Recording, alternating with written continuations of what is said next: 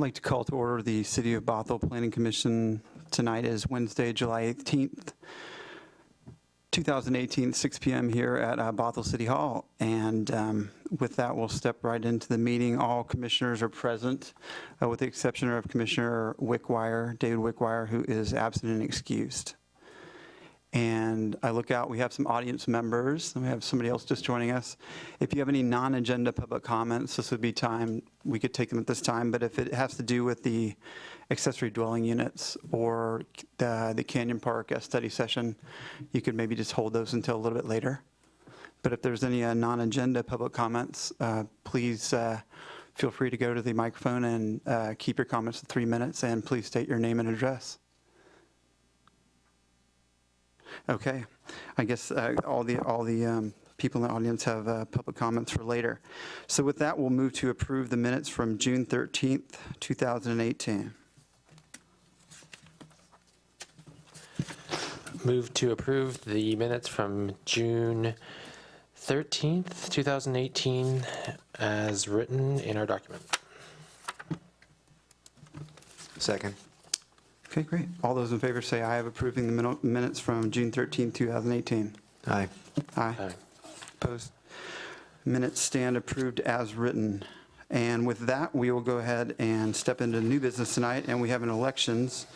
And the elections will be in this order. We're electing a chair pro tem, and an executive secretary for 2-year terms. And I spoke with you, Dave, about this. Yeah, I just wanted to point out that I did put a memo that Bruce Blackburn wrote about the elections. So, but it's pretty straightforward as Chair Vliet laid it out. So, I guess the one thing that I did discuss with David is that it is for a 2-year term. There are 2 commissioners whose terms are expiring next year, but that doesn't disqualify them from being elected to the office. We would just then hold new elections if those terms weren't extended. So. Thanks, Dave. So we'll go down the list. We'll go ahead and take nominations first for chair, and then we'll move to chair pro tem and then executive secretary. So at this time, if anybody has any nominations for the chair position for the Bothell Planning Commission, please say so. I'd nominate current chair David Vliet for the chair position. Okay, I accept that. Seconded. Okay, are there any other nominations from the dais? I nominate Commissioner Cabe for the is it vice chair? Oh, okay. So Dave, we should probably, do we go through and vote for a chair first and then take one at a time. Yeah. Okay, sorry. We're sticking with chair? Okay. Yeah. So if there's no other nominations from the floor, this is a little weird doing it myself, but yes. I think Commissioner Vliet, Chair Vliet's done a great job over the last 2 years, but I think Commissioner Cecil has 1 more year on the commission, and it would be good to just kind of switch things up and give other people an opportunity to do this. And it's always good to have a contest. So I nominate Commissioner Cecil for chair. I appreciate that. But given my schedule right now, I think I'm going to have to decline. But I appreciate that. It's been a fantastic experience. So thank you. Right. Okay, with that, I don't see any other nominations. I will, does somebody want to make a motion about the chair position? What do we say? All those in favor of Chair Vliet continuing his chair for 2 more years? Say aye. That sounds. Aye. Aye. Aye. Aye. Okay, and so that passes. Thank you very much all for giving me the opportunity to continue on for 2 more years. With that, we will move down to the chair pro tem, and the chair pro tem assumes all duties of the chair in the chair's absence. And with that, Is this the appropriate time now for me? This is the appropriate time. I would nominate Commissioner Cabe. Second that. Okay. Are there any other nominations on the dais? Okay, with that, can I take a motion? I would motion we elect Commissioner Cabe as a pro tem. All in favor? Aye. Aye. Congratulations. Is there a second? Congratulations, Patrick. Do we With need a that, second for the procedures? I think, didn't we There have was a no second? second on that one. No, Oh, there was no second? Okay. I thought there was. I'd second it. Okay, so we have a seconder for the record. Okay, thanks. Kevin seconded there, okay. We'll move on to the third position, Executive Secretary. Keeps and signs the minutes of the commission and serves as the chair in the absence of the chair and the chair pro tem. Are there any nominations from the dais? I nominate Commissioner Moreau Cook as the secretary for the Planning Commission to a 2-year term. Second? I'll second. I accept. Any other nominations from the dais? Okay, let's do it a little bit differently this time. All those in favor of accepting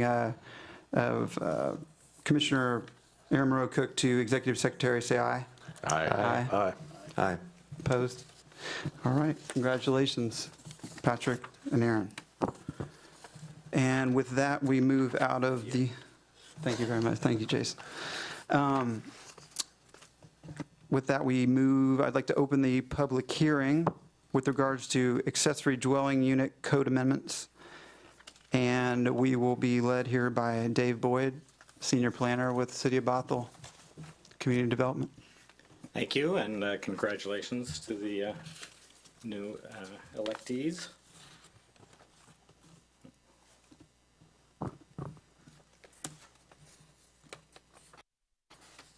So I'm gonna, since this is the opening of the public hearing, I'm gonna kind of run through some of the items that I covered in the study session, so that these, especially the first few slides, will be familiar. So tonight we're going to,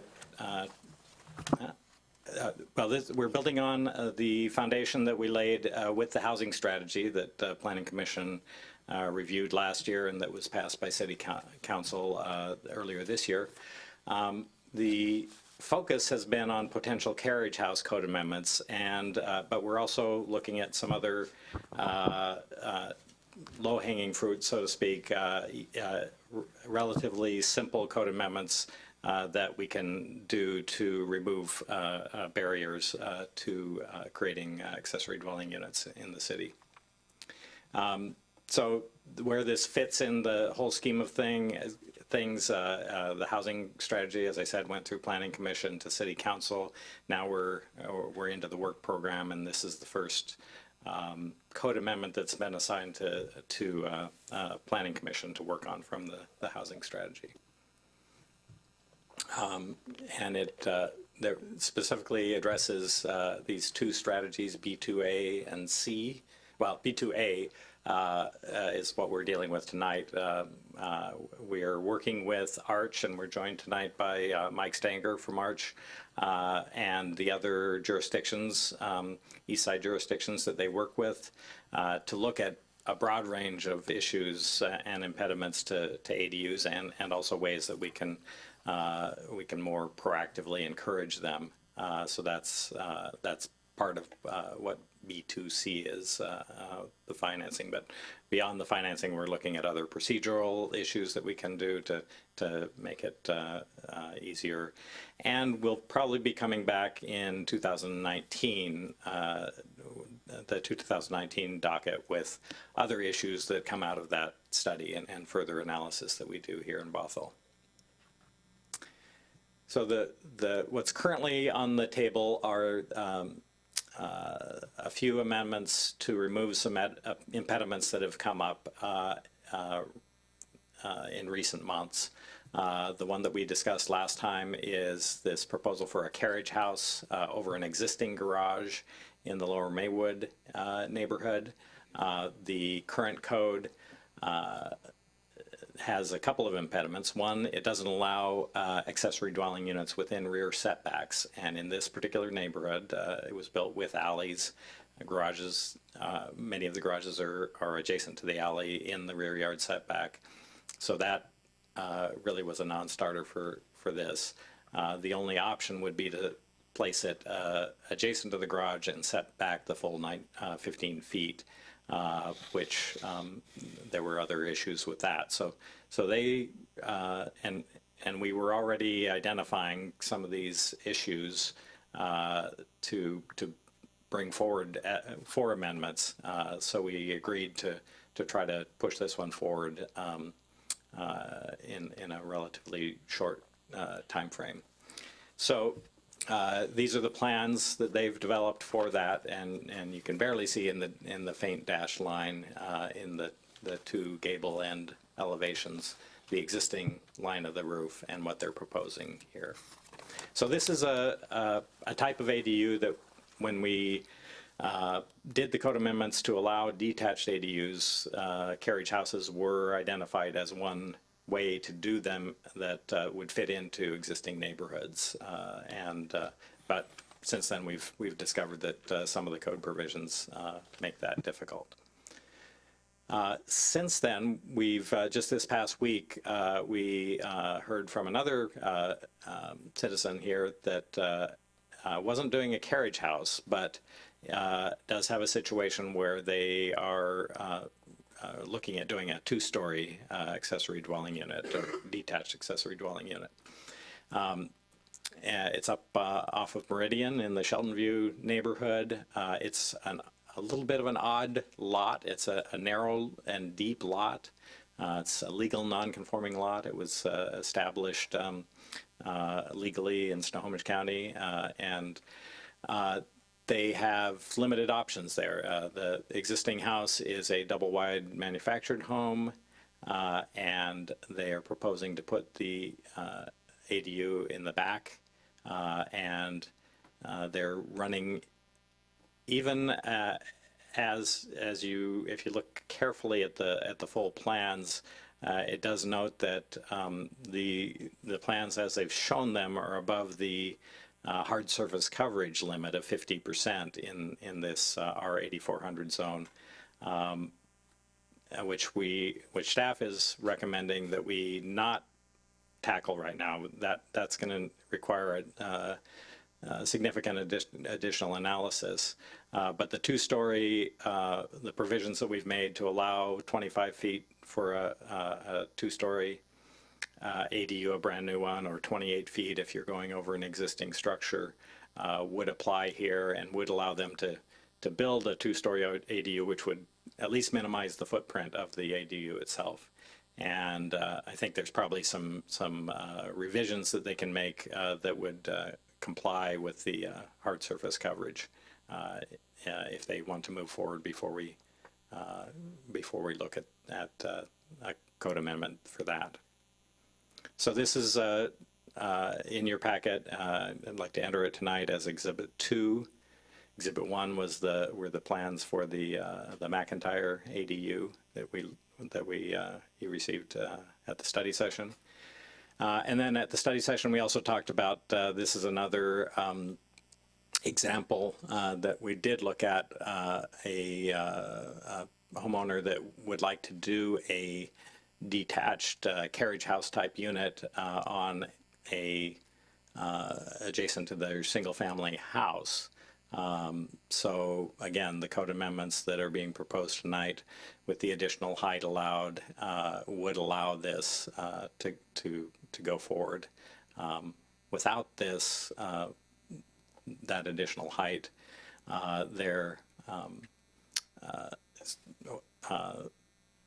they would have to build adjacent to that and keep it one story like the house.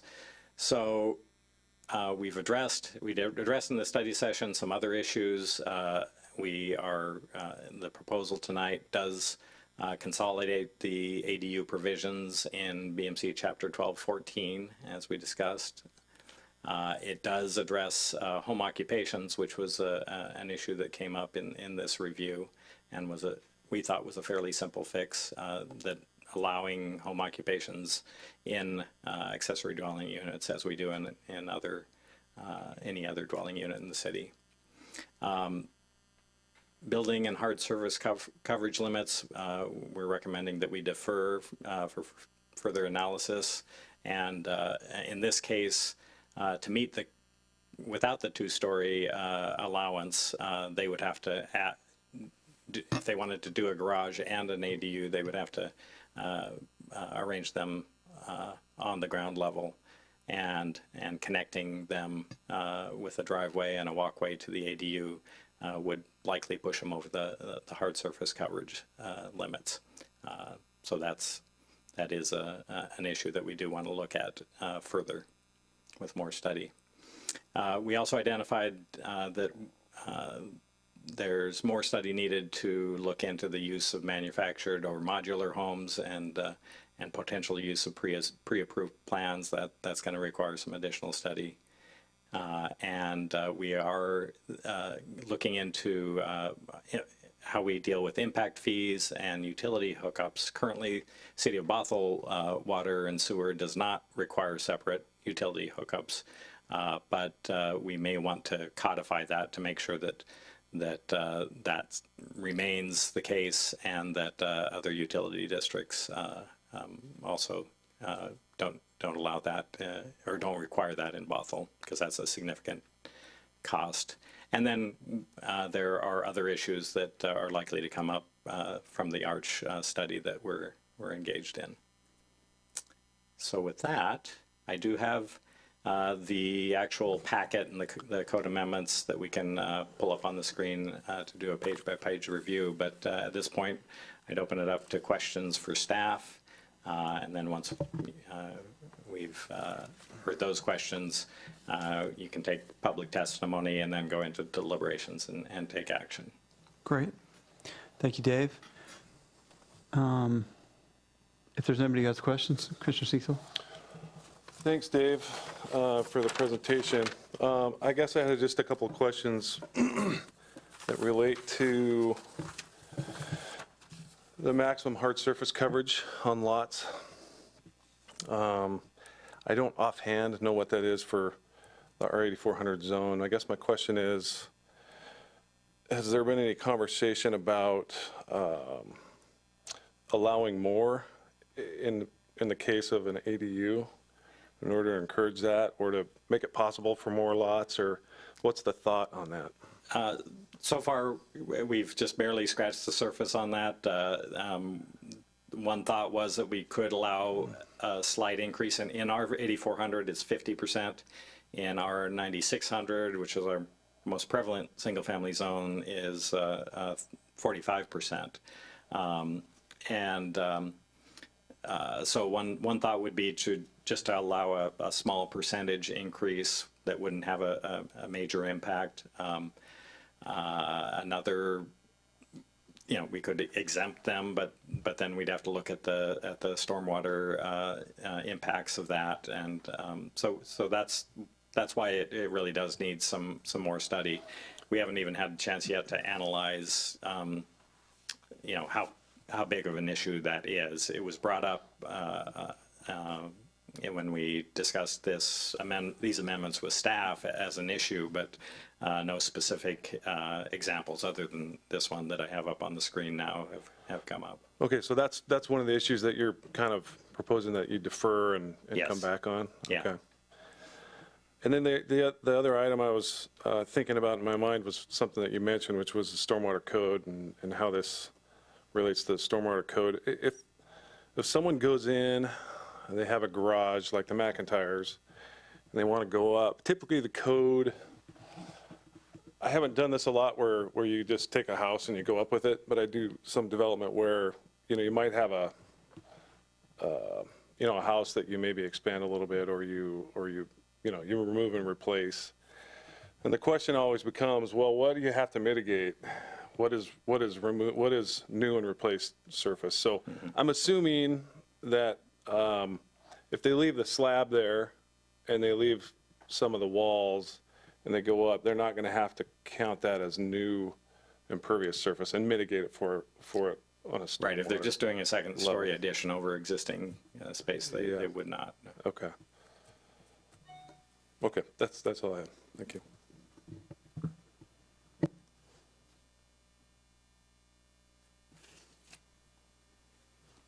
Is there any other questions from the dais, any other commissioners? You know, I thought I was going to have a bunch of questions for you, Dave, but I thought the packet, as always, was really well written, and I had a few questions, and they were all answered. So, Are we going to go through the packet page by page, or? yeah, we can. Maybe we'll. Or I can just, I do have some questions. Questions? If we want to follow along. I was just ready questions. Yeah, we can go. Yeah, we can go through the packet now while Dave's there, and then we'll take some public input, and then. So yeah, let's go ahead and do that. It's a good idea, Commissioner Hampton. Let's see. So we'll start. It's an attachment. Right. We can just start. Where would you like to start? Where's your first? Why don't you just start us off? Attachment 2. Page. Yeah, just a couple of comments. So on page 3 of the proposed code amendments, the section 8C that discusses no more than one additional person, because I think currently the code does not allow for home-based businesses and ADUs, and we're trying to bring that more in line with what a single-family home would allow. And so I'm just curious why no more than one additional person per household in an ADU would be allowed to have a home-based business. And there's a lot of families that work together, or a couple might have a professional services firm, and I would hate to not allow them to do business in their ADU when the neighbor who has a standalone single-family home is allowed to do the same business. It just seems like we're providing fewer opportunities for people that may not be able to afford their own single-family home. So the intention was to allow the same opportunity for any resident, of whether it's a single-family home, an ADU, or an apartment, to have a home occupation.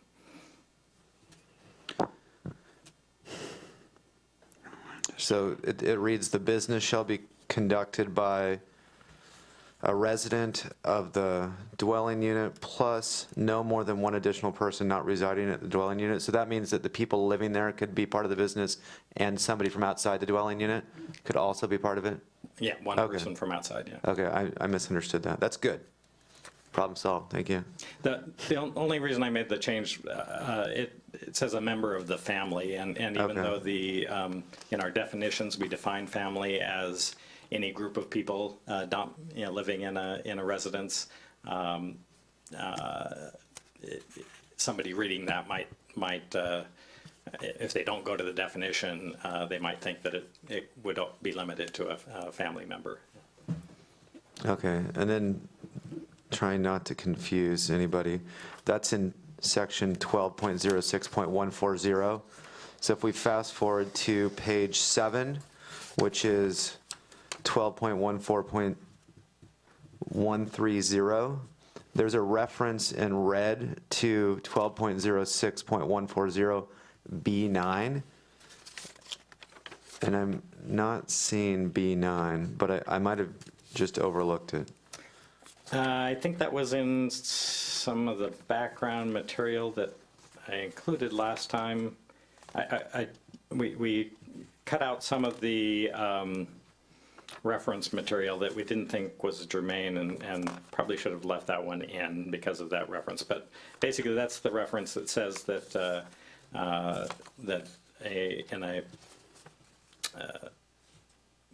the residents in a single-family unit or a dwelling unit are limited to no more than 6 unrelated persons. Okay. So.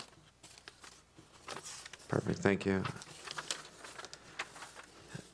And then on page 5 in section 8, the second paragraph reads, detached accessory dwelling units may exceed the 5% coverage limitation. Is that 5% a typo, or am I not understanding what that refers to? accessory buildings in general are limited to 5% lot coverage. And this is allowing accessory dwelling units to exceed that 5%. Okay. Understood. Thank you. And then as on page 7, under section D, the one additional paved off-street parking space, if the single-family home and the property already has more than enough parking, are they still required to add parking, or will that count toward the ADU parking? No, they're just required to have one space in addition to the 3 that would be required for a single family. Okay, so 2-car garage, 2 parking stalls would be fine. Yeah. Okay. And then the final section I there, kind of going into the second page, if they're out of compliance, it asks us to remove the accessory dwelling unit. Is there room for bringing it into compliance before it's just necessary to remove it?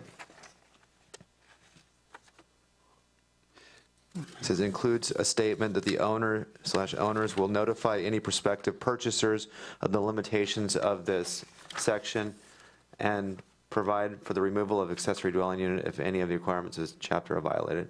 Yeah. That's a section that was added when we did the last code revisions when we allowed detached accessory dwelling units and applied this requirement that they be recorded. That was really to protect the homeowner that builds an accessory unit, so that when they go to get financing or to sell the property, there's a legal record that it is legally established. I haven't really looked at that provision. I don't know if Mike Stanger might be able to speak to that. No, I'm afraid I'd have to look into that a little bit more. Commissioner Hampton, are you asking if this indicates that the actual structure will have to be removed? Is that what your question is? Yeah, exactly. Yeah. I think there should be some flexibility. If I'm reading it the way that I'm understanding it, or if I should understand it the way I'm reading it, I just want to make sure that a new home buyer wouldn't just have to knock down that ADU, then there'd be some flexibility and some reasonable discussions about it. So, yeah, the only reason, or the only situation where the unit would have to be removed, and it wouldn't necessarily have to be physically removed, but would have to be altered to no longer function as an accessory unit, is if they were violating some provisions of the code. But we can certainly put that in the parking lot of items to look at further, through the art study. This has been on the books here for a pretty short time. It'd be good to talk to some jurisdictions that have had this kind of provision for a longer period of time, see if it's even come into play and how if they've ever had to enforce that. Okay. So Dave, would that involve something like, ripping the plumbing out of taking the sinks out or something like that, so that you don't have bathrooms and kitchens, or is that, or it just hasn't really come up yet? Yeah, I'd have to Okay. look into that further yeah. If I could just add to that, there are a couple of things to consider here. For the record, Mike Cotterman, Community Development Director. I think one is that I read this as similar to a disclosure form that you do when you're selling property, so that you disclose any nonconformities or other potential violations that you might have on the property when you're selling it. I think that's one of the primary reasons for this. And in terms of whether or not there'd be an opportunity to cure that violation, I think that typically what we do, if there's a violation of a building code, for example, there's an opportunity to cure that violation. But in the meantime, you would not be able to use it as an accessory dwelling. And it may be that the new owner doesn't want to use it as an accessory dwelling, and it would not be an issue for them. But it's putting them on notice that if they do, they're not currently in compliance with code, and they would have to meet those requirements before they could actually use it that way. That helps to clarify. Understood. That makes sense. Thank you. It does seem like some different language would be, I think, warranted in this case. So we can look into that for the next round. Sounds great. Yeah, because it looks like on part J there, it's a good catch, Commissioner Hampton. At part J, it seems to me that I feel like it almost clarifies more kind of what we're trying to get at, is it not? Or am I missing something? J really has to do with, it was a mechanism to allow somebody who had created or had bought a house with an ADU that had never been permitted and finalized to come into compliance and for 2 years from the date of adoption to not pay a fine. So that's another issue that we could address with some additional study, is whether we want to extend that or allow another period for illegal ADUs to come into compliance without paying a fee. But that one is also going to require some further study and some discussions with particularly with our building official, because when they've been asked to do that, there've only been a couple of cases so far. It's an awkward situation for them because they're going into a existing building, having to try to determine whether it was constructed legally, and typically they get to inspect it all along the construction process. So. Okay. Perfect. Can I ask a question? So Dave, we kind of parsing some of these out and deferring some of them. Process-wise, how do you see that? I guess the timing of that, if we're to adopt some of these codes, or do you see that happening before the deferred items get resolved, and is it all going to get adopted at once, or assure me that we're not going to adopt these and then have another bunch of issues because we deferred a bunch of other items? Well, it is a little bit awkward that we would piecemeal it a little, and we're doing it at the request of the folks that have come to us and said, we're running up against impediments here. Can we do something fairly quickly? So we've tried to pick the items that we can do fairly quickly, and then we've identified some of these others, the other communities that work with Arch have identified others and are in the process of identifying others. So we do anticipate that in the process that we have set up, that we're recommending, is that if you approve these code amendments, this recommendation tonight, so that we can take it to council on September 18th and allow those projects to move forward. And then in 2019, with the docket, after the Arch study is done, we'll be able to bring back another package of amendments and have a second go-around. Okay, I do appreciate that. It sounds like we're trying to work with citizens who have issues, and these amendments here will address those, and then as we move on, we'll address other. They might not address every issue that every citizen has. No, but I think the point is you guys are trying to work with folks. Okay, Right. Great, thank you. So when you do bring this forward to the council, will you identify these deferred issues? Yes. Thank you. Quick couple of questions. Thanks for putting this together, David. Page 6, note A under 12.14.130. Last time, during our study session, we spent quite a bit of time talking about the similarity in building materials between the main structure and the ADU. We kind of had a different group makeup at that point. Is everyone okay with the language as written? We went back and forth a little bit versus having some independence in what the ADU would look like versus some conformity within the neighborhood and not kind of going way out in left field. Commissioners have any input on that? I guess we're focusing mostly on shall maintain the same residential character of the primary structure. Correct. So can I just add a little bit about that language used to be duplicated in the ADU regulations that were in 1206. Since we've moved them into 1214, it seemed redundant to repeat them again, just in the next section down. So we did remove them from that section. They still apply because they apply to all accessory structures. But that's another issue that we're recommending, we did hear kind of some split opinions on the Planning Commission, and it's something that we may want to bring back with other code amendments next year. But so that was the thinking there. Okay.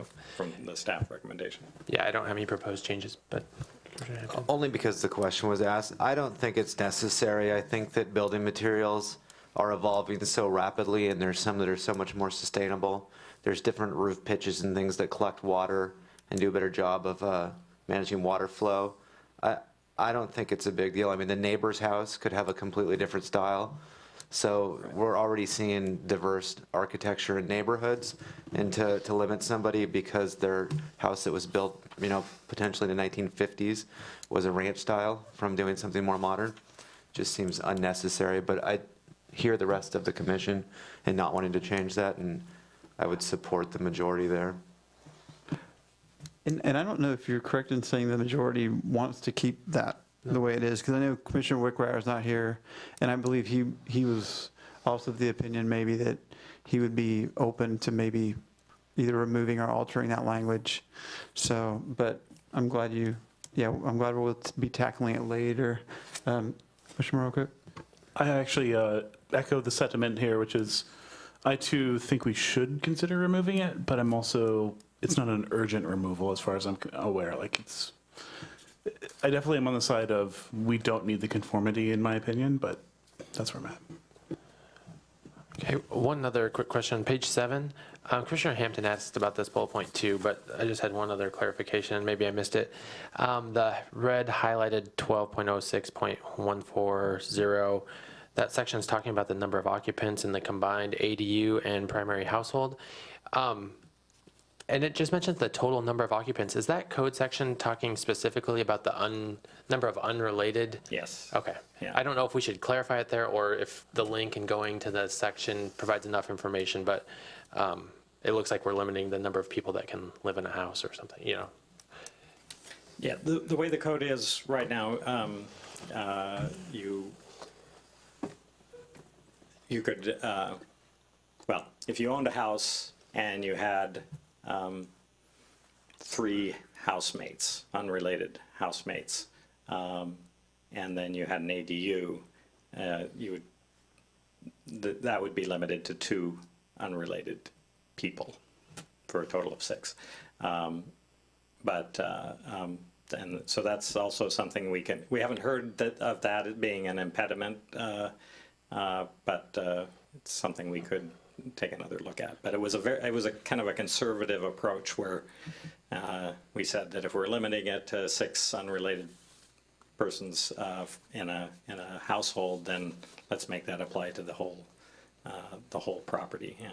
Yeah, and I'm not suggesting changing it. I'm just suggesting changing the language to clarify that we're talking about unrelated occupants rather than just a total number of occupants. Okay.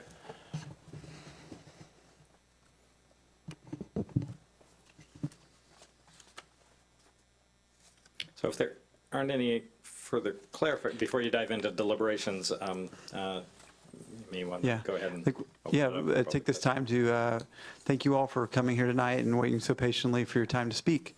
So this will be a time for the agenda public comments. And so if you could just go. And I didn't put out a sign-in sheet, so basically first come, first serve, I guess. Okay. Oh, right. If you could just go to the microphone and please state your name and address for the record. And if you could keep your discussion to 3 minutes, and then you may have additional questions from the commission. So.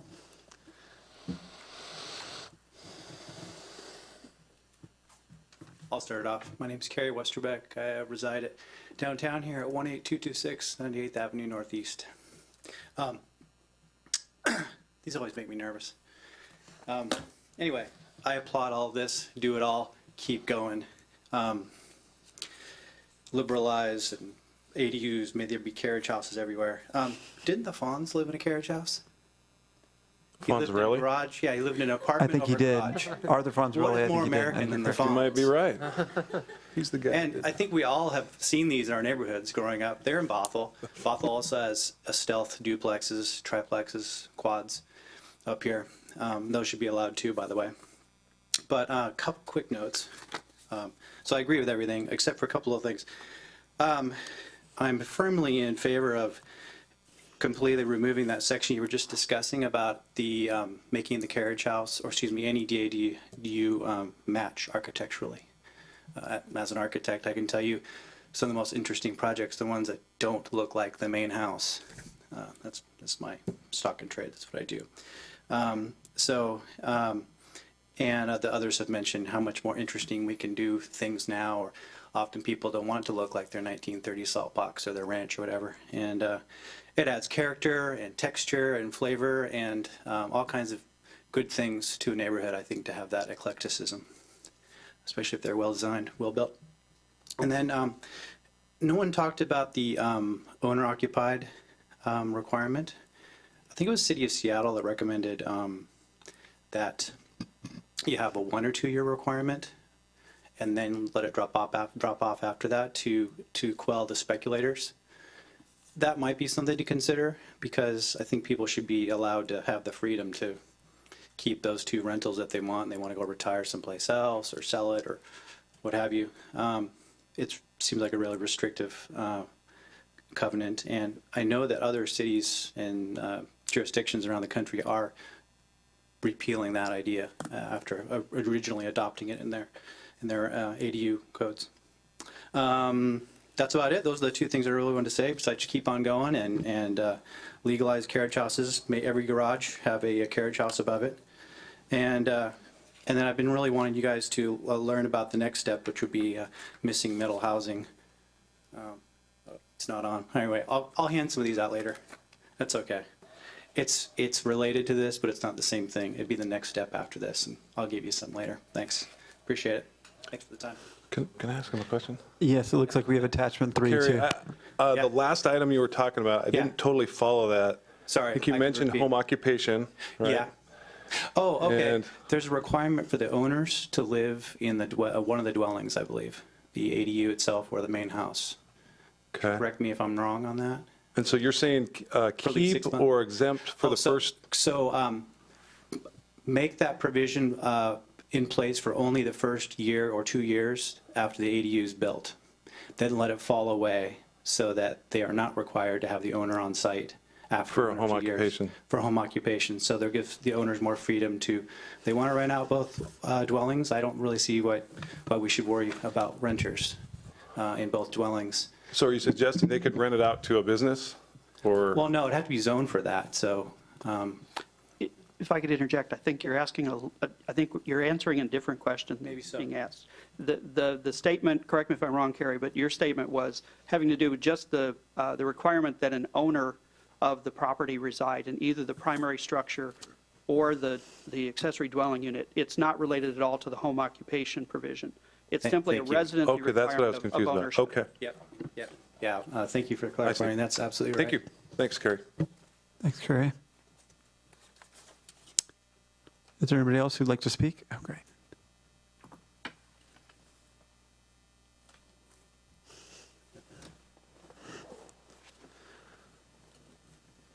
Hi, my name's Louise Dickens. I'm actually one of the applicants that's in your packet, the one with the double wide in the backyard that's subterranean, I call it. On that, the only comment I really have to make is when you're talking about the type of home and the siding. In our situation, because it is a double wide, we can't build in front because we'll eventually want to pull it out and build a house. So if we're restricted to try to, one, we can't really match the siding, but we can get something really close. I'd like to be able to build it with, hardy plank and make it a decent house, a decent ADU. So in the future, when we build the house, it's, we can have decent siding on it too. So that's one of the aspects on why that's, I'd like to see that disappear too. Other than that, thank you for your consideration. Great. Thank you, Louise.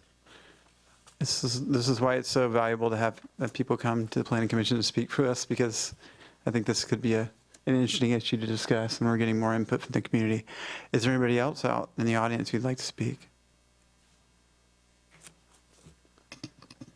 Hi, my name is John Gasparic. I'm at 10138 Northeast 187th Street. And I too, like, well, the first speaker, just want to applaud you guys on this. I'm all for it, and I hope you guys move forward with this as it's written. We're in a similar situation where we've got a detached garage. We bought a house that was way too small for us right away, with the hopes of being able to put something on top of this garage when we moved in 11 years ago. At that time, we went to the city and asked them about it, and was kind of flatly shut down immediately because of the restrictions that were in place at that time. Since then, we've heard of different stories about people able to get around things with attached breezeways and this and that, and you know, we've wanted to explore those, but have been slowly moving forward with this. So again, I just applaud you. We've got a family that's growing, and as is the trend, it seems, there's no sign of them leaving when they should be. So, so we just are going to need space for that in the future, unfortunately. And with parents that are aging as well, this type of situation might be handy with parents needing assistance. It certainly would be easier for them to live in the primary house and us to live in the ADU, as opposed to paying $6,000 a month for them to live in some kind of assisted place. So with those things in mind, just again, please continue in the direction you're heading, and thank you. Thank you, John. Oh, these are really great comments. Is there, I see a couple other people out there. Is there anybody else who wants to speak to this? Okay. Well, with that, we'll go ahead and we can go through some deliberations here. And it may be worthwhile, as Commissioner Hampton mentioned earlier, I wasn't quite sure when to go through the pages, if it was afterwards, but maybe we can just kind of just flip through the pages, and then if anybody has any comments or anything that they think needs to be changed other than what we've already told Dave with regards to the findings. I feel like my feeling is that we're pretty good with what we've discussed so far tonight, but we may come across some other things. So let's just go with why don't we start with the attachment to page 1, and just if there's anything else, anybody's like, oh, I really, that last speaker kind of reminded me of that, I want to talk about that, we can kind of just go from page 1 to page 2. Hey, Dave, could I back up to the memo? Memorandum? Yeah, Okay. It's not, it's more for my own information, but this, I guess the second sentence there says that ADUs provide options for home ownership for those entering the housing market, as well as some other things. And I guess I'm sorry, where are you? So we're on the first page of your memo, Oh, the memo for today? Okay, I thought we were in the code. Yeah, sorry, I'm about going that. back No, on that you. was my fault. So it talks about I guess the benefits, of ADUs, and the first one it mentions is that options for home ownership for those entering the housing market. And I didn't quite connect the dots on that one. Can you expand on that a little bit, Dave? For homeowners entering the housing market part? Yeah. Well, if you're struggling to find a house with a mortgage you can afford, if you find a house with an ADU that you can use, supplement, get that income to help with your mortgage payment. Okay, so Yeah. I got you. So it would be a more expensive house though, right? Right. If it had an ADU. Okay. But the consensus is that that's the case, that you would generate income from it and it would help you pay your. Right, or if you find a house that could easily be converted to have an ADU, that might be Okay. a good Great, option. that's great, thank you. And then I had just one other one, sorry, I'm being interrupted Oh, yeah, here. that's great. This is great. So we're here. So we're talking, I'm just kind of going through some more of your memo, Dave, and we're talking about building heights for a unit above an existing structure. So, like the McIntyres have a garage, Yeah. and they're going to go up from an existing footprint, and that takes them to 25 or 28 feet, potentially building height is what we're talking about. What if someone has a garage that's just dilapidated and they really just want to tear it out and build in the same footprint? Does the same thing apply to that? That Or- would, in that case, basically, we borrowed from Redmond, and they feel like it's been fairly successful. So if you're building wholly new, and in that case, if you're tearing it what's down and built, that would be a new situation. You should be able to fit it within the 25-foot height limit. The extra 3 feet, the 28 feet, is if you've got an existing garage and you're adding onto it. That gives you a little more leeway. Okay. Now, if somebody has a really tall garage for their boat, maybe they just can't do a carriage house on top of that. I see. Okay, the extra 3 feet is for an existing structure. Yeah. Okay, I gotcha. Thanks, Dave. All right, great. So that's on page 3. That's a good question about the 25 versus 28.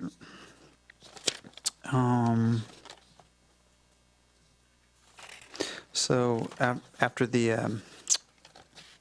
McIntyre work, there's the attachment 2. So on page, we'll just start again there on page 1. If anybody has any questions, let's keep moving. Page 2 and 3.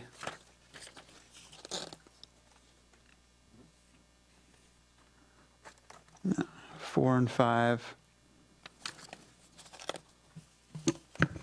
Dave, would you mind clarifying, and I think I'm seeing it here, I just want to make sure I understand this right. Will the setback restriction on an ADU be any different than a setback restriction on a garage? A detached garage, I should be more specific. On an alley, no. If it's adjacent to an alley, no. But if we have an existing garage that's in the rear setback, adjacent to somebody else's rear yard, then the restriction still applies. Would it be possible to eliminate that restriction and add a restriction that the ADU that's built atop of that garage would not be able to have a window facing the neighbors?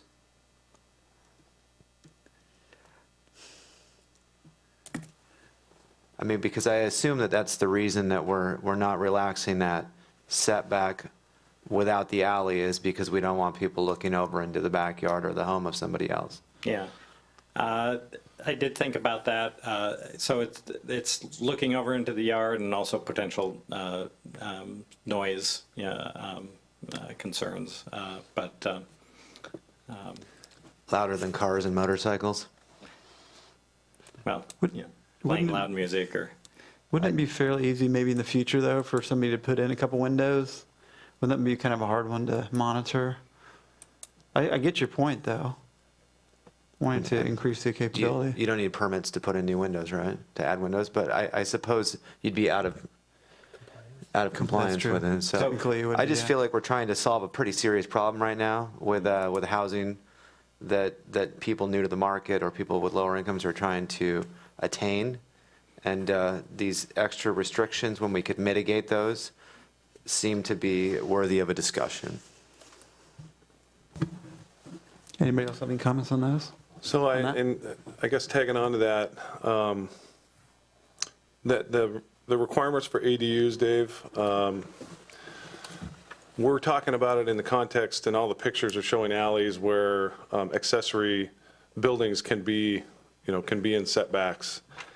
Is that the same for a single-family zone?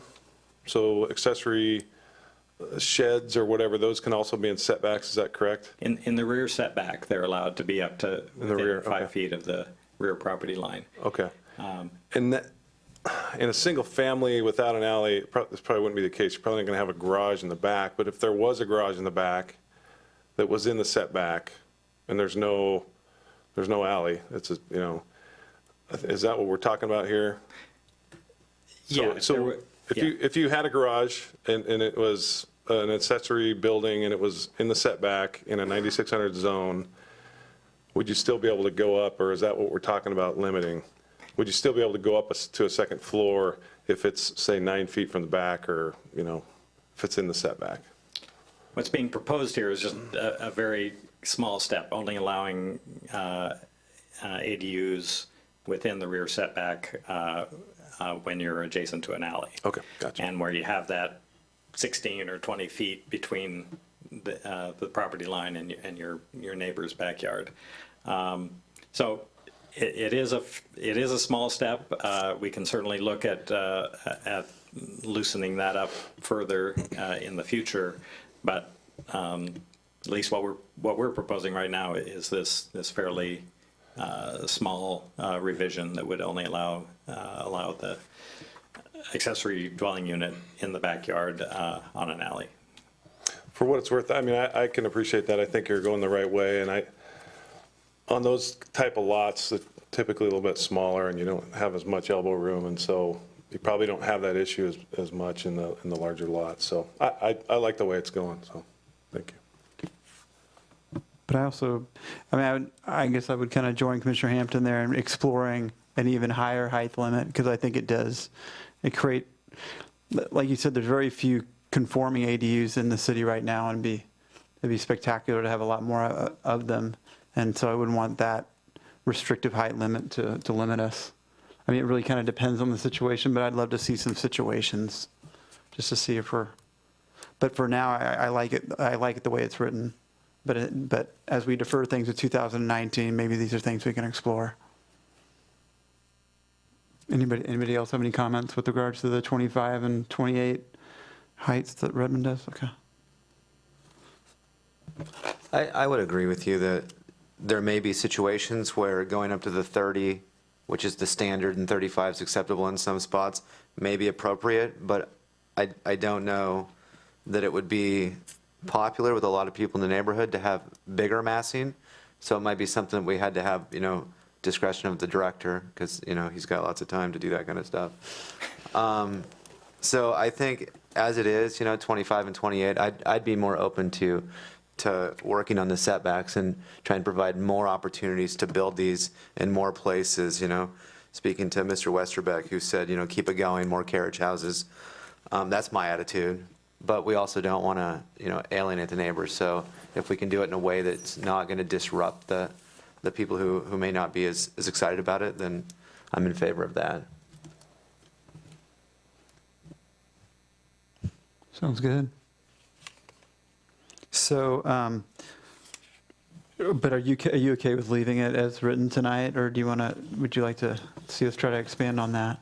I mean, I'm not really hearing a whole lot of support from the commission on that, but I guess I could ask Dave, what would it take to change that so they were allowed in setbacks without alleys? Is that a pretty simple revision with what we're already playing with, or are you going to have to open up a whole nother can? I think it's not something that I certainly feel comfortable drafting on the dais here tonight, or even I think it would require some further discussion. I'd kind of like to bounce it off the ARCH group and see if any other jurisdictions have grappled with that. So I'd be more comfortable putting that in the parking lot for items to consider further in 2019. Given that I don't think we have 4 of us that would support that anyway, that's probably a good idea. Unless I hear otherwise.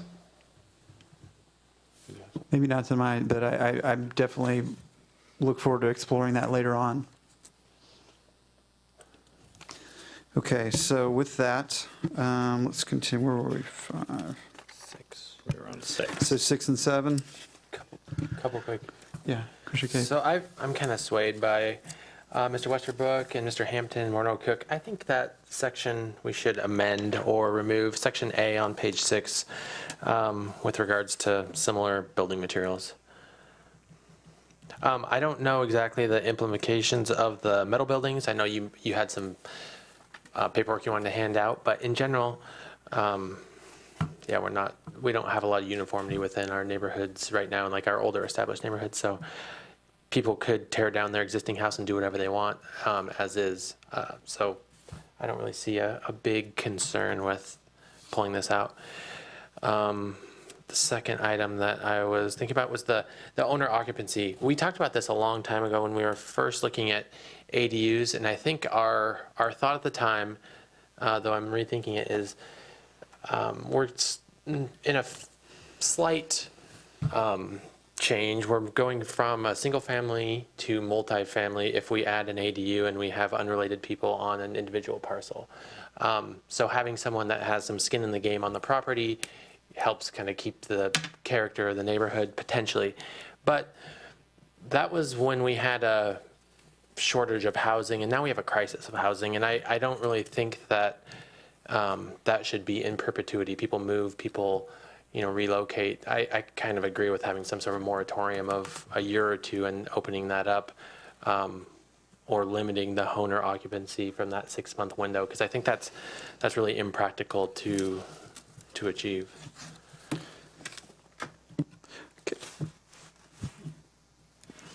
I was going to propose the same on removing the Section A as well, so I'm definitely in favor of that. Okay, so let's, so on page 6, 12.14.130, shall maintain the same residential character of the primary structure. Is that the part of that paragraph we're most concerned with? Item okay. A. I think it's item A, isn't it? It's both, I think. Oh, And yeah. C? Okay, right. No, it's not A and C, but the opening paragraph touches on the same thing that's in Okay. A, but A is just for ADUs, and the first section talks about things like sheds as well. Okay. So, point of clarification, that whole section applies to all accessory structures, not just accessory dwelling units. So I'd have to say that we either, since that wasn't part of the charge to look at accessory structures broadly, that we, if you want to go there, we should limit it to the accessory dwelling units section and create an exception there. And it wasn't that long ago that we addressed this issue. It was, maybe 5 to 8 years ago that we dealt with the accessory structures because there was some concern in some of the neighborhoods about metal pole buildings, people building large shops, and that was the kind of the genesis for this. So that's something that I think we'd want to look at a little more carefully. But I support the sentiment, but I'm most comfortable keeping that as a deferred item. Yeah, because it seems like a majority of the people, Commissioner Cook? Kevin? Yeah, I've got to say, I'm not as concerned as the rest of the commissioners on this. There does seem to be some discretion there. It talks about similar, not identical, style that complements. So there is some room there. And boy, we've seen a lot of bad architecture too. I heard you, good architecture is great. Bad architecture is horrible and it lasts a long time. So this provision does not concern me. And Dave, I think it's important to note what you said, as much as I am to opening this up further, possibly in the future, but it sounds like it just recently came up, and you gave, I think, a good example of where, with regards to metal pole buildings, I mean, that is an example of one that could be considered maybe not great architecture next door, but. Realistically, do you see this being enforced? I mean, if someone had a modern style ADU that was well done, would you guys go back to this code, or could a neighbor bring it up and say, hey, this isn't similar, and stop them? The language is a little bit, it allows for some discretion on the part of the reviewer, and I would say that we're not, I don't think that we are super strict in enforcing that. We do allow homeowners some latitude, and for example, if you're building an ADU behind a double wide with cheap aluminum siding, we're not going to say you need to put cheap aluminum siding on your ADU. We're going to say, well, just make it, and as they've shown, some lap siding that is similar in character is really what the code's getting at there.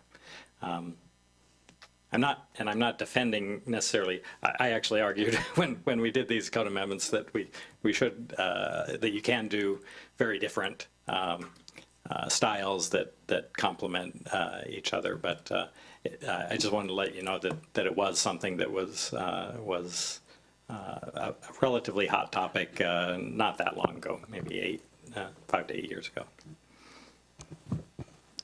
Thanks for the clarification there. So understanding that we are focused on accessory dwelling units and not accessory buildings, could we work with the except as provided for detached accessory dwelling units in subsection 12.14 and remove that requirement just for accessory dwelling units?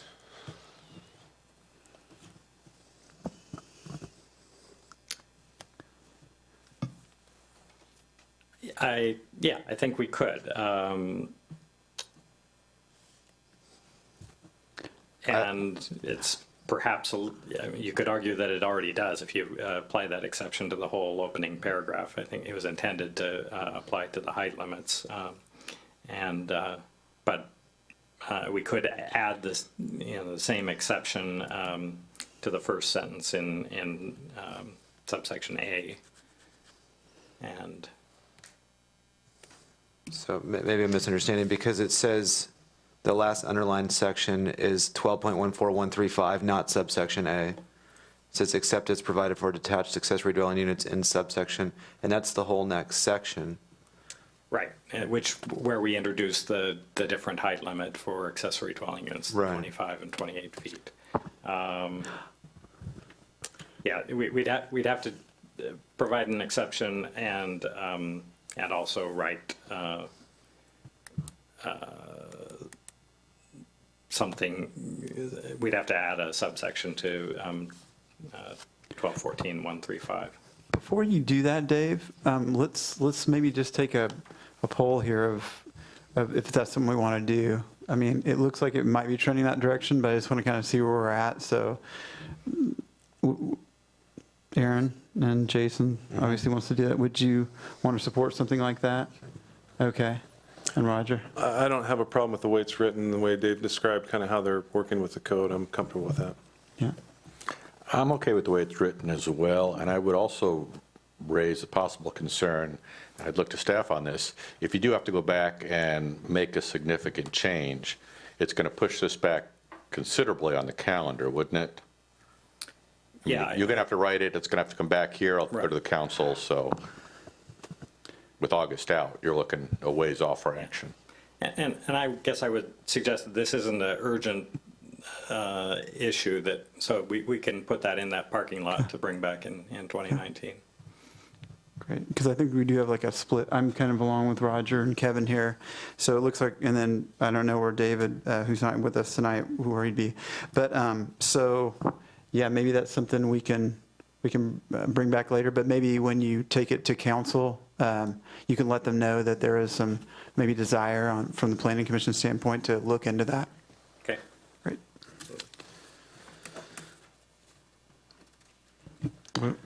I have a perhaps trivial question on the top of page 7. Should the word permitted be retained?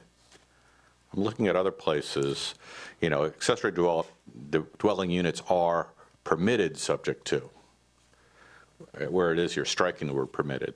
They are subject to, which is not a tremendous distinction, but I'm looking other places, and it Yes, seems the word permitted does right. stay there. The strikeout went a little too far there, so we can certainly make that change. Good catch. So we started that talking about the different styles, and then Commissioner Cabe also brought up the comment about the requirement to live in the ADU or the house. And, well, I'd be open to looking into people not necessarily living there the entire time. I don't know if we just want to sunset it and let them own it as a rental property in perpetuity. But if we could build something in there where they only had to live there a certain amount of time per year, or they had to live there a certain amount of time every couple of years. Earlier today, had a conversation with somebody who lives in the Vancouver area, and, our housing problem is not quite as bad as theirs, and they've tried to do a number of things, and one of which is require homeowners with ADUs to live in their house for 6 months every year. And it's a challenge for him because he's approaching retirement age, and he wants to live elsewhere for, maybe 6 months a year, or 9 months a year. But he wants to be able to come home. And he would be taxed heavily against that. So if we could eliminate, his issue with not being able to, not needing to sell his home if he left, but require him to come back. Maybe that would be difficult to rent it out or something. But I don't want all these homes and ADUs to turn into commercial real estate. I don't think that's a good thing, or speculation for the neighborhood. Comment. Tagging on that idea. We live not too far up on the hill, and we had a house next door to us sell. This was maybe, 6, 8 years ago, something like that. Actually didn't sell. The owners moved out, and they started renting it out. And it's probably almost a 4,000 square foot house. It's just a rambler, but it's a monster house. And probably within 6 months, there was, at any one time, 10 to 15 people going in and out of there. And I know some of them were, and I love students, don't get me wrong. Some of them were we have a pretty big school population that we're supporting now, and it's growing. And there was some unbelievable, ridiculous things going on there. And out in the, as their party spread, obviously has impacts on the neighbors. And so I guess I just want us to think about that part of it. Particularly downtown, between downtown and Maywood, that area there where there's a lot of these lots where there might be ADUs. There's going to be students, at least in the ADUs. And if these guys are just bailing out and renting them out, it's just a party. I'm not saying everyone, but I'm just saying it's starting to become a little bit of a college atmosphere, which is great, but I think we need to really think about that requirement when think about that situation as we go through this requirement. So I personally would be in favor of, you need to live there. That would be my, and if there's some kind of provision we can make to make that easier or whatever, or mitigate it, I'm open to that. But at this point, my experience was really bad, so maybe that's kind of tainting me, but I would be in favor of owner-occupied. And on top of that, Michael, or maybe your Arch or Dave, how does a city or a regional coalition, how do they oversee something like that? Like that's what, I know that our staff is already shorthanded when it comes to code enforcement on issues like that. How is that even? How's that done? How do you make sure that a homeowner is living there 6 months, a year, or whatever we decide? It is a difficult one, and we don't do it proactively. We do it on a complaint basis. So in the situation that Roger describes, we would go and if we got complaints, we would send our code compliance officer there to see what the situation was. And or the police. And if we determined that it was not compliant, then we would issue a notice of a violation and require them to bring it into compliance. Okay. So that is an issue that I think that the Arch study group we've talked a little bit about. We haven't got into it deeply. I know Seattle, as Carrie mentioned, is definitely taking a harder look at that requirement. So that's definitely a candidate for further study in next year's. Maybe something you wouldn't advise, obviously not changed this evening, but to look into over the next year. Yeah. Okay. Last time we did provide a significant amount of flexibility by only requiring that, it used to say that the owner had to be in the primary unit, and there was no, that was a flat requirement. We now allow the owner to be in either unit and, or an immediate family member, an owner or immediate family member, and limit it to 6 months a year. So if you're a snowbird and you're spending half your years somewhere else, that's okay. You can still have an ADU. Right. So Patrick and other people are supporting, would you be okay with leaving it as it stands, but also something that we want to look at, Jason, something we look at more in the future with regards to creating more of a sunset clause? Yeah, I think I would just have a lot of questions about it. I might have a lot of questions now, Okay. but probably more time would be needed to discuss it. Great. All right. With that, we'll move to page 8.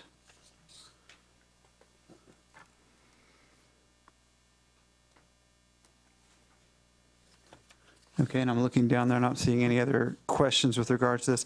I feel like, I don't know if I can kind of take a poll, but I kind of feel like this is something we can move forward on tonight and wrap up and not carry over to the next time. I'm seeing some heads nod. I would concur with that. Okay. Can I ask one more question? Yes, yes. I have a comment to make too Yeah, go after your ahead. question. So back to this, you can only, an owner-occupied unit, either the ADU or the primary residence, if an owner wanted to rent out his entire property to one lessee, would they, and you could have 6 different unrelated family members living there, right?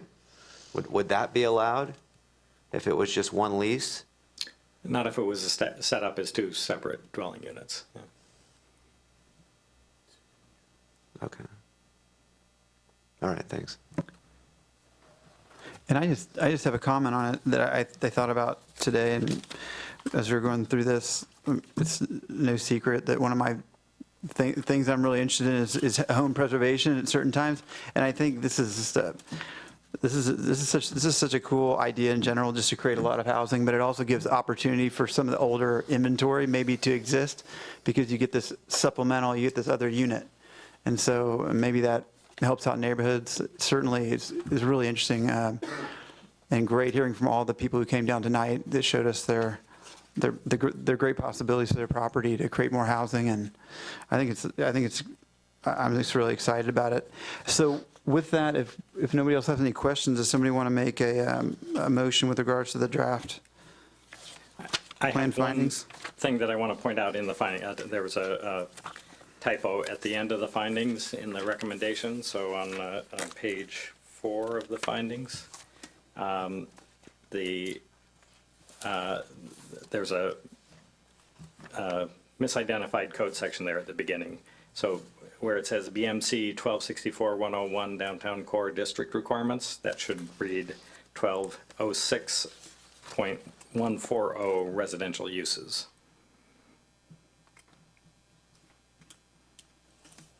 The rest of it's accurate. Okay. Great. And then we've kind of given you 3 or 4 items that the commissioners have picked out of here to kind of look at. But yeah, so with that, if we go ahead and make a motion to close the public hearing. I would move to close the public hearing. Second. Okay, all those in favor of closing the public meeting, say aye. Aye. Okay, the public meeting is closed. Do we have a motion for the findings? So is in the presentation, just a motion to Motion for approval, approve the recommended findings? amendments and findings. I move to approve the proposed accessory dwelling unit code amendments and findings to the city council with revisions.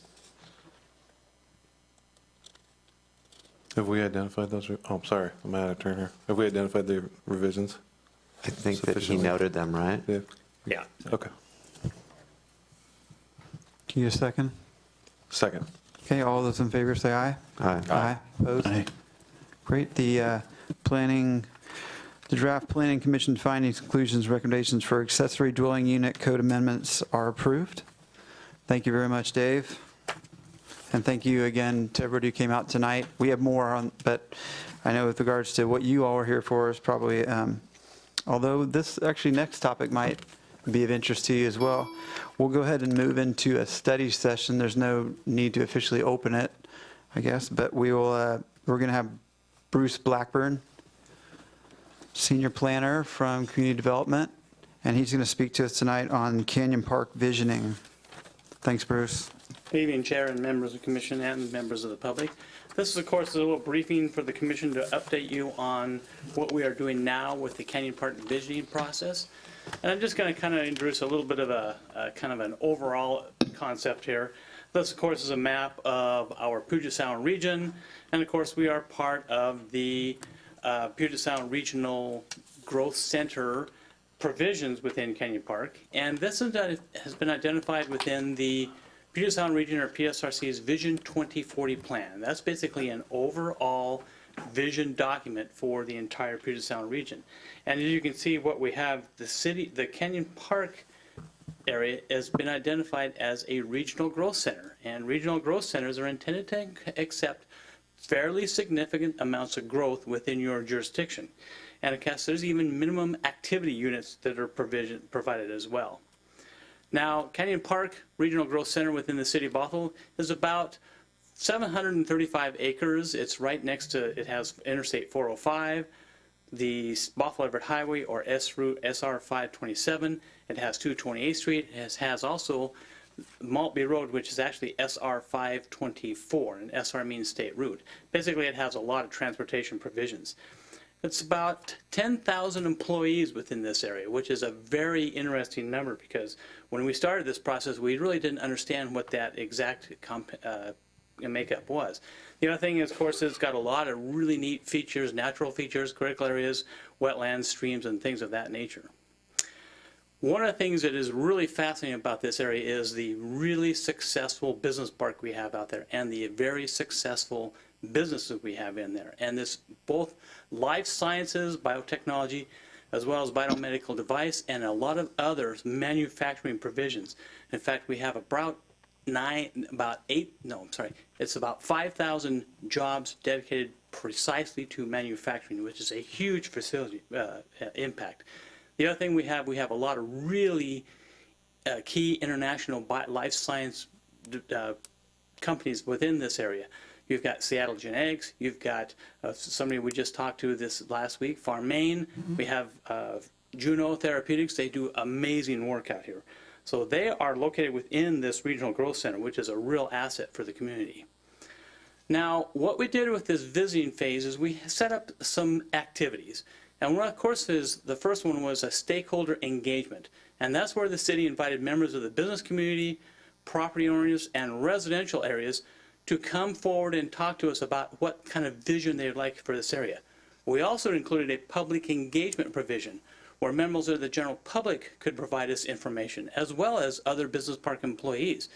We also did an economic and market analysis, infrastructure review, urban design frameworks, and came up with some vision strategies. Now, these are the vision strategies for the Canyon Park area that were developed with the stakeholder groups. And that's basically a number of things. One is to be an economic driver. And this is a very regional business hub that we want to have within life sciences and biomedical industries. That's a really key focus for this area. Another is we want to have a multifaceted neighborhood. Basically, that means a dynamic neighborhood with a diverse mix of housing, office, retail, industry, as well as a lot of neat public spaces that serve both the city of Bothell and the entire region. We also want to maintain those connections to the natural environment. We have some wonderful features out there, North Creek and all these wetland areas, and that's kind of helps define the Canyon Park area. And we want to have those provisions, particularly with the interconnected trails we have within the area, a key feature of this next step. Of course, this is going to become a major transportation hub. And one of the things that's interesting is that with all those transportation improvements that we have coming up, as well as all the connections we have to the Canyon Park area from some of our regional infrastructure provisions, we're going to have a real opportunity to allow for people to commute to and from that neighborhood area. Now, this is the focus areas map that basically identifies the areas that will be having some different changes in its sub-area plan and the plan designation, the zoning, and all those provisions. And what this map does is it basically identifies the core business park area, and that would basically be the majority of it. But also what there'd be added some new mixed-use opportunity overlay zones that would be placed on top of that business park zone. And essentially what that would be locations where you'd have the type of diversity of uses you'd want. You know, high-density housing, maybe even some small-scale industrial, some retail, those kind of things. The reason that these areas have been divided as they are, excuse me, is because this mixed-use opportunity area here is located right next to a couple of really key transit hubs, if you would, as well as some of the other provisions out there. And of course, that's really important because we want to start relying upon more of our transit and our non-vehicle, if you would, uses. One of the things that's important about the business park zone is that we want to continue to have an area where these businesses can thrive. And that's a real key fundamental aspect that came out of this effort, was to identify those locations where not only the big companies could continue to have and expand even, but to have the small startup groups that could locate there. In fact, a lot of the companies we spoke with said, look, we started out with a really small operation. We grew and grew and grew because of the success we've had in it there. Now, there's a couple areas in here that we've identified that we're going to have to take a little bit more careful look at it in the investigation area. Basically, there was some discussion about, okay, well, it should be this or it should be that. We didn't have the really great empirical data that we'd like to have to really make a definitive determination. So we've identified those, and they're kind of marked with the little dashed line here, if you would, as areas that we want to delve into a lot more in detail in our next phase. One of the other things that we did is we identified a number of different activity nodes. And these are primary activity nodes and some extensions of those activity nodes, mixed-use residential. And basically what you do is that A identifies, you know, the areas that are the most likely to be mixed-use development. B is kind of an extension of that. C, and it goes on and on and on. And one of the things that we also identified is the need for some passive recreational opportunities as well. So we have a lot of urban design concepts that we want to explore as well, and that's basically creating the type of environment that kind of you see in the downtown area, but there's in a lot of other locations as well. And one of those locations is, of course, within the city of Seattle. We have a lot of examples and case studies that we looked at that I said, okay, how some of these uses can be mixed together. Now, in this case, it happens to be horizontal mix, basically. On one side is residential, on one side is office, but still the concept is there that you want to have those type of uses in close proximity to each other. Now, one of the things that's very exciting for us is the fact that we do have some funding sources for the next phase, and this came from the Cascadia College and the legislative proviso of $300,000 that was sponsored by Senator Guy Palumbo, that basically identified that Cascadia College would craft a workforce development for biotech employers plan and curriculum, and the city of Bothell would complete this plan update and create the list of capital and transportation projects that we need to support the vision that we've kind of created. We also have a grant from the Seattle Port that basically provides us some additional funding. So we have about $150,000 to $175,000 to spend on this next phase, which is a very adequate number to get us to where we need to be. And that is the objectives. And what we want to do is we want to do a comprehensive update of the Canyon Creek Sub-Area Plan and the implementing regulations of Chapter 1248, which is basically the regulations that we apply.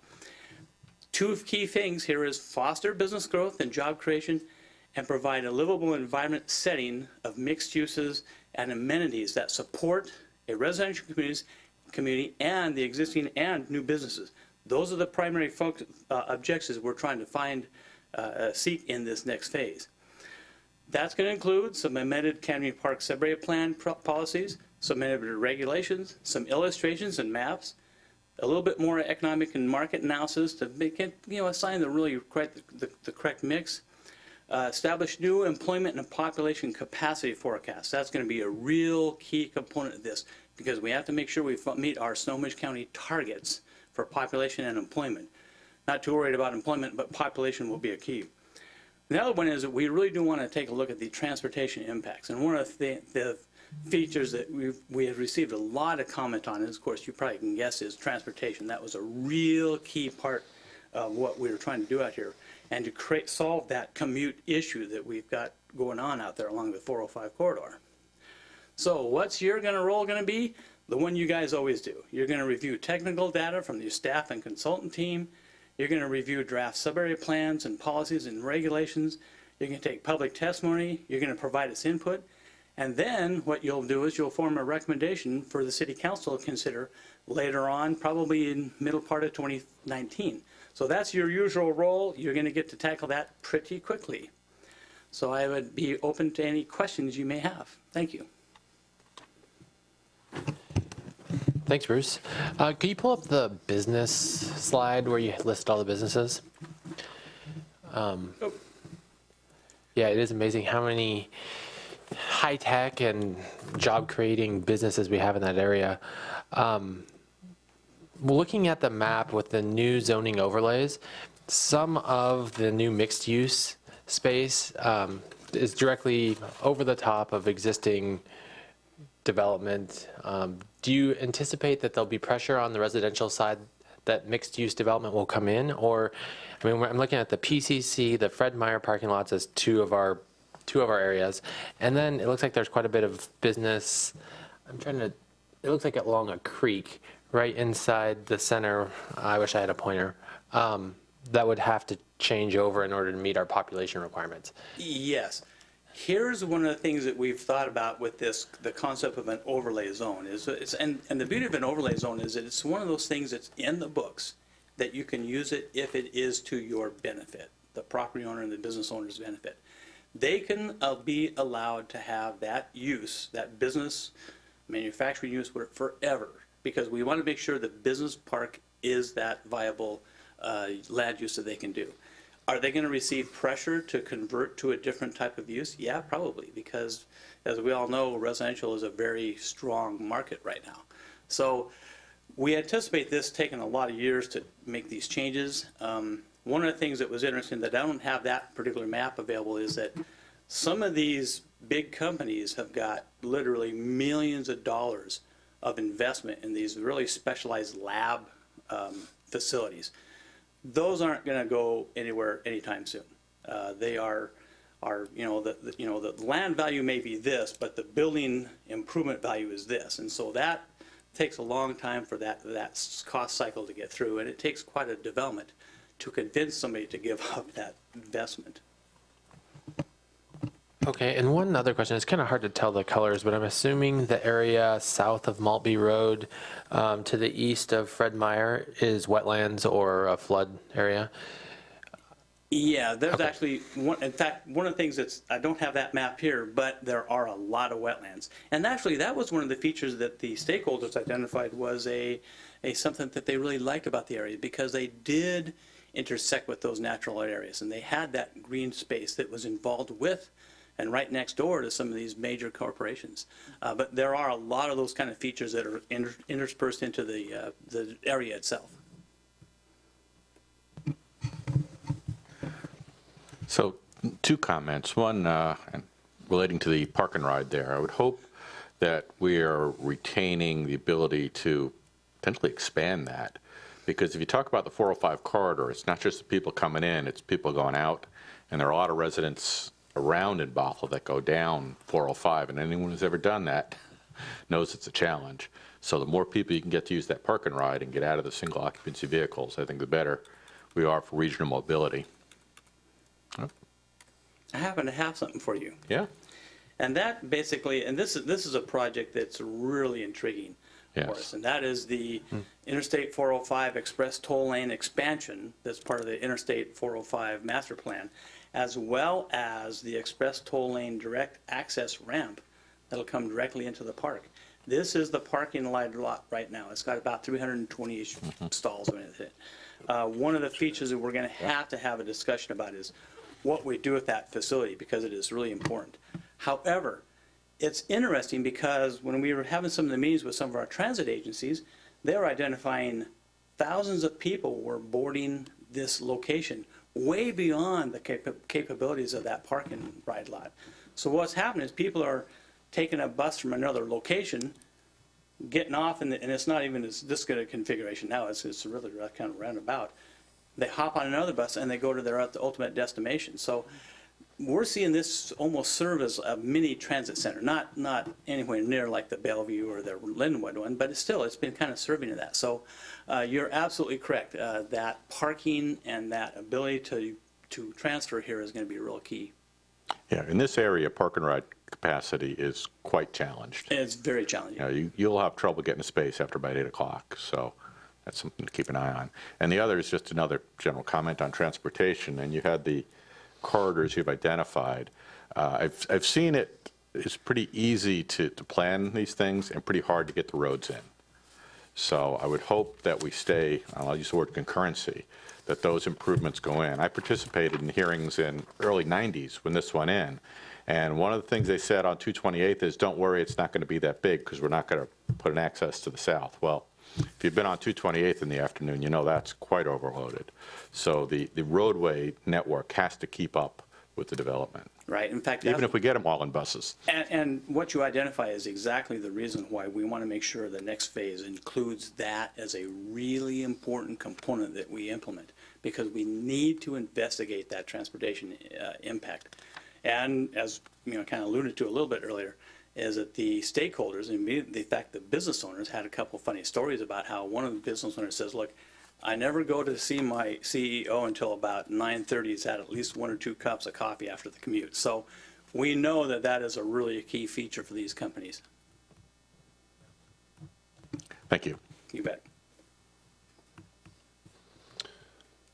Couple questions, quick comments. So I'm just looking at all these maps, Bruce, and you guys have probably talked about this, but there's 2 or 3 different boundaries here. There's a regional growth center boundary and then a sub-area boundary. I'm assuming part of this exercise is going to be to kind of line all those up and make them consistent with each other, or not? Is there a reason why they're different? Well, yeah, there's 2 reasons why they're different. One is that the sub-area plan boundary is greater than the regional growth center. And one of the things that's interesting about some of the new criteria for the regional growth centers is they don't want them to be 2 or 3 or 1,000 acres. They want them to be a little bit more compact. So at 735 acres, this is a pretty big, in fact, it's really quite a large regional growth center, and that's one of the things that we're going to have to take a look at. The sub-area plan boundary was based upon a little bit more of a geographic thing. The regional growth center was based upon, well, okay, where's the business park? That's where the activity is. That's where we should put this regional growth center designation, when the city did it back in 1994, I believe it was. So the concept there is that we are going to probably have to do some investigation of boundaries. There's just no doubt about that. Is it going to get bigger? Probably not, but. So the area there, I'm assuming that's Thrasher's Corner there, where you've got some opportunity area. Yes, indeed. That's probably, retail, that's growth retail center, whatever. Is that going to be part of the, I mean, it kind of is and kind of isn't part of the boundary, but it's gotten kind of looped into the study. Is that? And there's a couple of reasons for that. One is the fact that Snohomish County has this area around Thrasher's Corner really designated as a really important activity center. So we want to take advantage of that because there's a lot of capacity within that area. As well as, of course, Fred Meyer is a real major employer. It's a really important feature. It's a grocery store. It's a retail, any type of thing you want to buy at Fred Meyer. So it's going to be an important player here as well. So all those things make a lot of sense for us to take a really careful look at how these areas could be linked, or how we can do a better job of making sure that this all functions as one kind of cohesive unit. So what's the magic of the boundary of the regional growth center? Is there a reason for not including that, I guess, in the regional growth center? I think that when the regional growth center was done in 1994, there was no Fred Meyer. Oh, so this is a line that's been here forever. Okay. It is. It is. I yes. see. Yeah, and you bring up a good point. It's time for us to take a look at that. Gotcha. That's the only thing that popped out to me. It looks really cool. It's, I think, going to be a great thing for the city. Yeah, it's really exciting to work on. This is a really good update, Bruce. I appreciate it, and I'm really glad to hear that the funding is coming through to study this further. I think the commission, fellow commissioners, keyed in on a couple of things that are going to be important in the future: access, egress, transit integration. You showed that slide with the Swift line and the BRT lines that are coming online. We're really fortunate to have those assets coming to us in the next 5 or 6 years. One of the things I'd love to see on these maps in the future is maybe a walk shed from the transit center.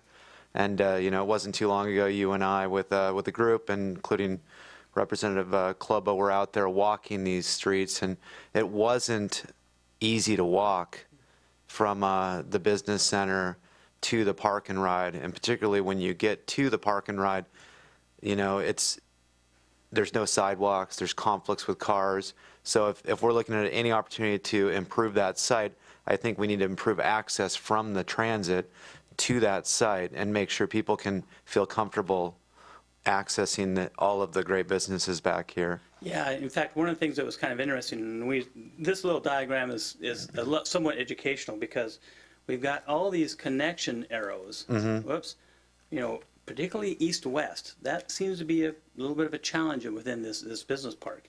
And again, you know, it's not because it was not well designed. It was well designed for cars, and it really wasn't set up for pedestrian scale. And so we've identified all these. Oh, sorry, I lost my point. We've identified these needs to have these connections throughout the park, not just vehicle, but also pedestrian. And, you know, let's face it, those are really large blocks out there. So, you know, when we do the ultimate design requirements, we may have some type of a kind of a connectivity feature that will be certainly required.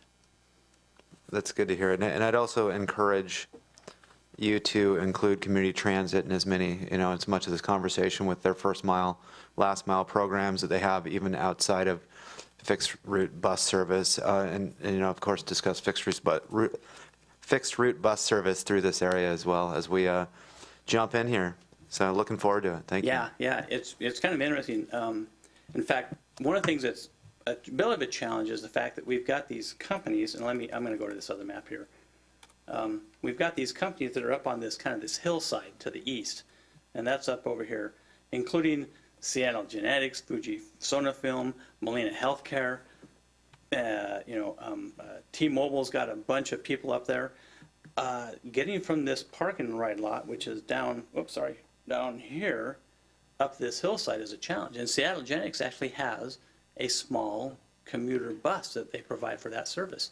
And one of the things that you mentioned community transit, we've had a number of conversations with them about that ability to expand that and to make sure that they have the space within whatever improvement is done at this park and ride, so that those small scale buses or that connectivity type of a facility or service can be accommodated within that. And that's something that we want to make sure we address.